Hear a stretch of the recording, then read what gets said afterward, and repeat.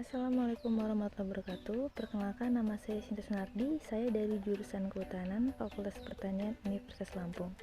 Baiklah, di sini saya akan menjelaskan tentang indikator kesehatan hutan dan indikator serta kriteria penataan hutan.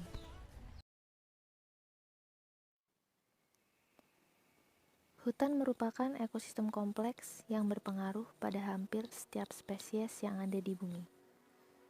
Pada saat hutan terdegradasi, maka akan dapat menyebabkan berbagai macam bencana.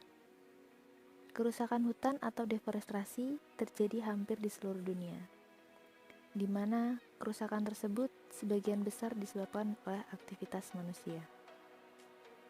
Menurut Organisasi Pangan dan Pertanian PBB, hampir 7,3 juta hektar hutan di seluruh dunia hilang setiap tahunnya. Dampak kerusakan bagi lingkungan hidup sangat beragam dan sangat merugikan. Pemicu terbesar kegiatan deforestasi hutan adalah kegiatan industri, terutama industri kayu. Faktor lainnya karena adanya alih fungsi hutan menjadi lahan perkebunan atau lahan pemukiman. Metode yang umum digunakan antara lain dengan membakar hutan atau dengan cara menebang pohon secara liar. Praktik tersebut dapat mengakibatkan tanah menjadi tandus dan menimbulkan berbagai bencana, seperti banjir dan tanah longsor.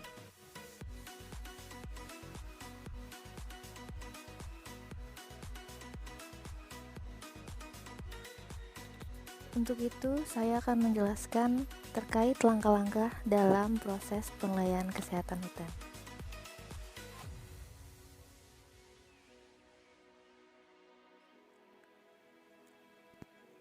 Proses pelaksanaan pemantauan dibagi menjadi 3 tahap, yaitu tahap pertama, persiapan tim.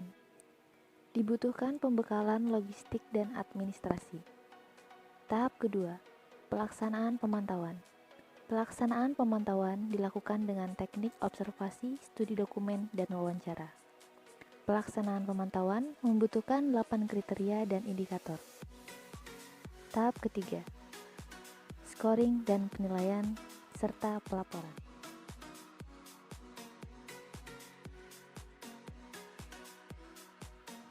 Pengukuran kesehatan hutan dapat dilakukan menggunakan 4 indikator, yaitu vitalitas, kualitas tapak, produktivitas, dan biodiversitas.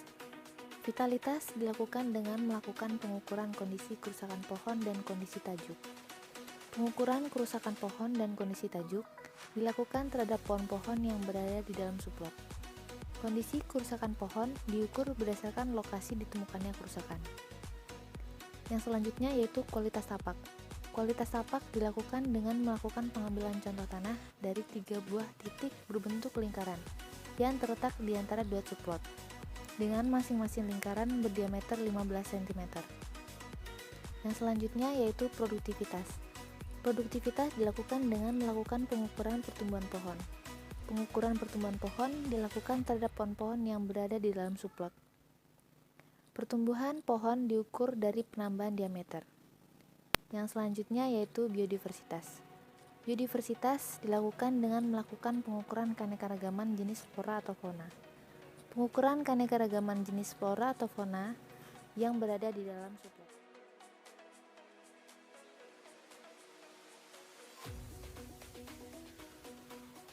Delapan kriteria dan indikator dalam kriteria pemantauan Forest Watch 10 adalah: kriteria pertama, pemantapan kawasan. Indikatornya adalah 1. Administrasi yang kuat dan benar mengenai tata batas dan penataan hutan. 2. Kejelasan mengenai mekanisme penyelesaian sengketa kehutanan atau pemanfaatan lahan. 3. Kejelasan alokasi anggaran dalam pemantapan kawasan. Kriteria yang kedua yaitu tata hutan. Indikatornya adalah 1. Inventarisasi hutan. 2. Melaksanakan pembagian areal kerja berdasarkan fungsi-fungsi konservasi, lindung, dan produksi. 3. Melaksanakan penyiapan areal kerja seperti tata batas dan penataan blok sesuai dengan kondisi dan peruntukannya. Kriteria yang ketiga yaitu rencana kelola. Indikatornya adalah 1. Rencana jangka panjang pengelolaan KPH. 2. rencana jangka pendek, 3. Rencana bisnis. Kriteria yang keempat yaitu kapasitas organisasi. Indikatornya adalah 1. Mekanisme pengambilan keputusan yang didukung oleh informasi dasar yang akurat. 2. Kualitas sumber daya manusia yang memadai atau sesuai dengan bidangnya. 3. Sistem informasi manajemen KPH yang memadai. 4. Fasilitas pengelolaan sumber daya hutan oleh KPH. 5. Standar kompetensi kepala KPH. Kriteria yang kelima yaitu hubungan pemerintahan dan regulasi. Indikatornya adalah telah terjadinya koordinasi yang baik dalam proses penyusunan kebijakan dan alokasi pemanfaatan dan atau penggunaan kawasan di wilayah KPH. Kriteria yang keenam yaitu mekanisme investasi. Indikatornya adalah memiliki sistem yang menjamin keamanan dan keberlanjutan investasi pihak lain.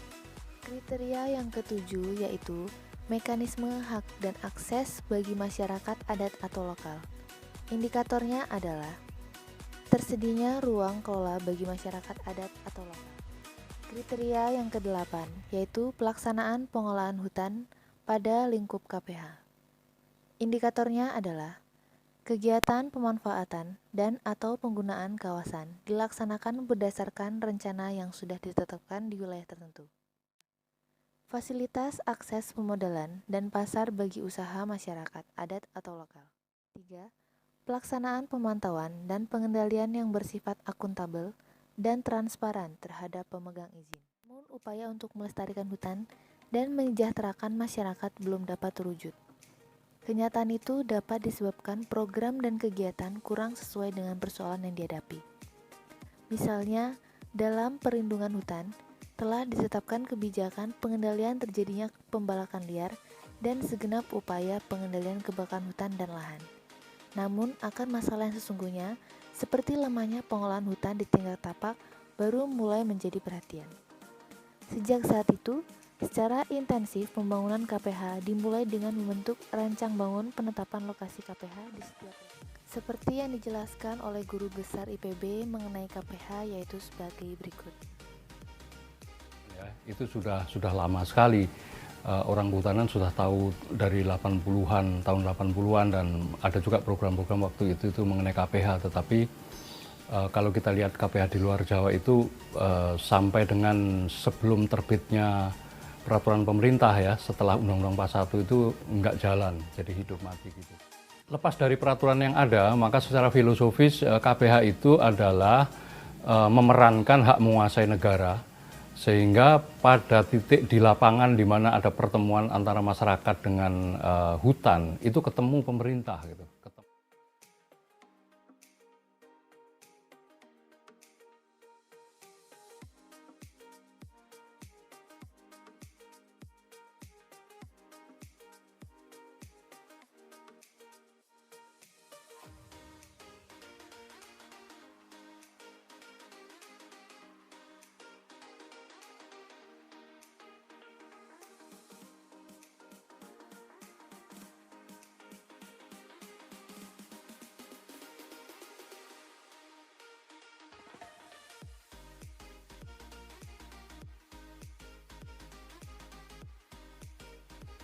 Untuk yang terakhir, sudah menjadi sebuah kewajiban bagi generasi muda untuk memahami arti penting hutan, terutama kesadaran terhadap pentingnya menjaga hutan agar hutan tetap lestari.